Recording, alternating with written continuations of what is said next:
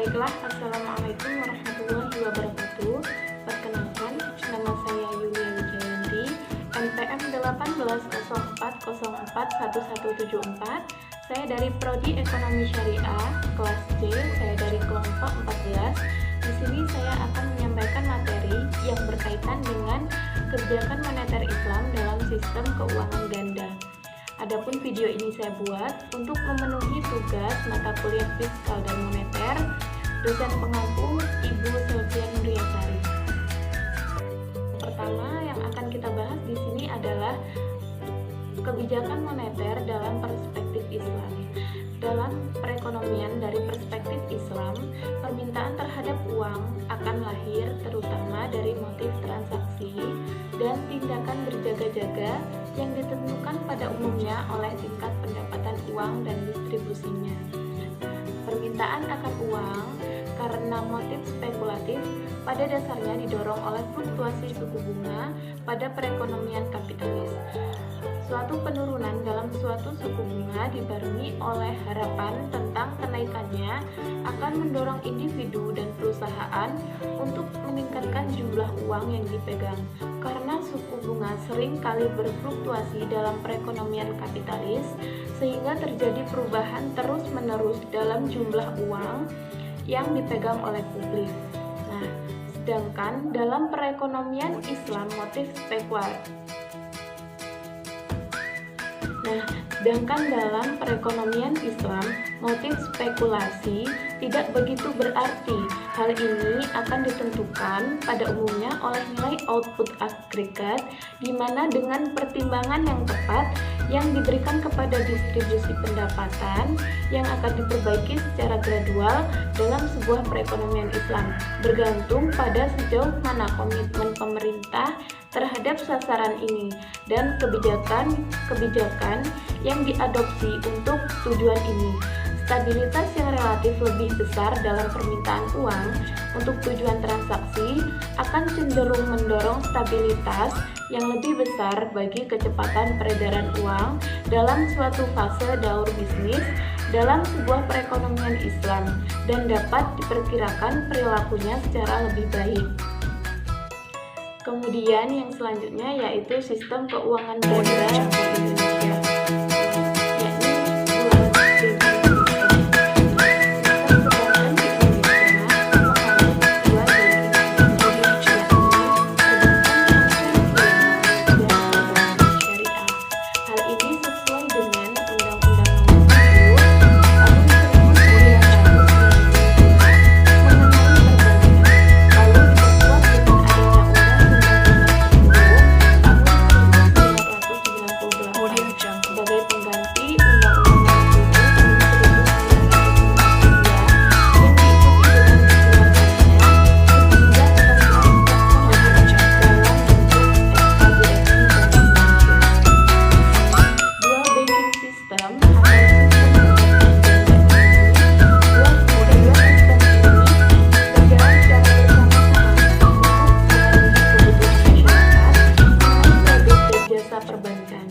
Sistem perbankan ganda, yakni sistem moneter konvensional dan sistem moneter Islam atau syariah yang telah diterapkan di Indonesia menjadi semakin kokoh dan kepastian hukum bagi para nasabah menjadi semakin terjaga dengan diberlakukannya Undang-Undang Nomor 21 Tahun 2008 mengenai perbankan syariah dengan sistem dual banking system. Pada bank yang beroperasi secara konvensional, pendapatan bank yang utama berasal dari bunga yang dihitung berdasarkan pada persentase tertentu dari pinjaman yang diberikan oleh bank. Dan selain itu, bank konvensional juga mempunyai kewajiban untuk membayar sebesar persentase tertentu atas simpanan dari nasabahnya. Sementara bank yang beroperasi secara prinsip syariah memperoleh pendapatannya dengan pembagian laba yang dihitung secara proporsional antara pinjaman atau kredit yang diberikan bank dengan modal keseluruhan yang dipunyai perusahaan. Dalam hal ini adalah nasabah pembiayaan kredit. Hasil usaha tersebut dibagi sesuai dengan kesepakatan pada waktu akad yang sudah disetujui keduanya yang dituliskan dalam bentuk nisbah. Kemudian yang selanjutnya yaitu tentang perbedaan antara sistem moneter Islam dengan sistem moneter konvensional. Nah, adapun perbedaan dari sistem moneter Islam dengan moneter konvensional dapat dilihat bahwa ada 3 hal yang membedakan sistem moneter Islam dengan sistem moneter konvensional, yaitu yang pertama perbedaan yang pertama yaitu full bodied money atau nilai intrinsiknya sama dengan nilai nominalnya, seperti dinar dan dirham, atau jika menggunakan fiat maka tetap harus di backup 100% dengan sesuatu yang memiliki nilai stabil yang biasanya diasosiasikan dengan emas yang disimpan oleh otoritas penerbit uang atau full back money. Kemudian perbedaan yang kedua yaitu 100% reserve banking system, di mana sistem 100% reserve banking system merupakan sebuah bank hanya dijadikan seluruh depositnya sebagai cadangan sehingga tidak menciptakan uang baru bagi bank. Semua cadangan diserahkan pada bank sentral yang pada akhirnya tidak akan menimbulkan daya beli baru yang diciptakan. Dengan demikian,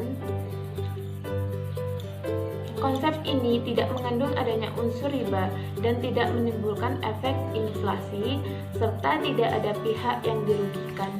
Sistem moneter Islam tidak menggunakan instrumen suku bunga karena suku bunga dalam konsep ekonomi Islam mengandung unsur riba yang dilarang atau haram.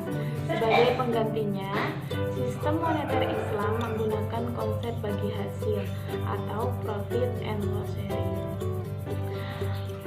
Adapun alat atau instrumen kebijakan moneter menurut Sugiono yang dipakai ialah politik pasar terbuka atau open market, kemudian politik cadangan minimum atau reserve requirement, dan politik diskonto atau discount policy. Adapun alat atau instrumen kebijakan moneter tersebut adalah sebagai berikut. Yang pertama, politik pasar terbuka ialah meliputi tindakan menjual dan membeli surat-surat berharga oleh bank sentral.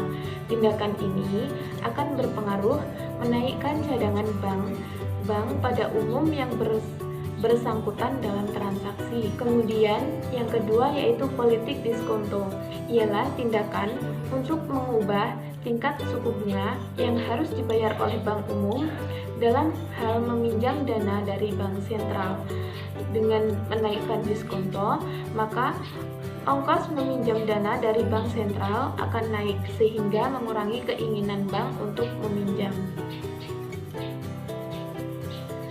Kemudian yang selanjutnya yaitu politik perubahan cadangan minimum, ialah jumlah alat liquid minimum yang wajib dipelihara oleh bank dan disebut cadangan primer atau primary reserve. Cadangan primer atau yang lebih dikenal dengan reserve requirement adalah instrumen tidak langsung yang merupakan ketentuan Bank Indonesia yang mewajibkan bank-bank memelihara sejumlah alat liquid sebesar persentase tertentu dari kewajiban. Kemudian instrumen yang selanjutnya yaitu margin requirement, di mana untuk membatasi penggunaan kredit untuk tujuan pembelian surat berharga yang biasa bersifat spekulatif. Yang terakhir yaitu moral suasion, ialah instrumen ini bersifat pengumuman yang ditujukan oleh Bank Indonesia kepada lembaga keuangan untuk mencegah terjadinya dampak buruk dari pemberian kredit seperti terjadinya moral hazard atau adverse selection.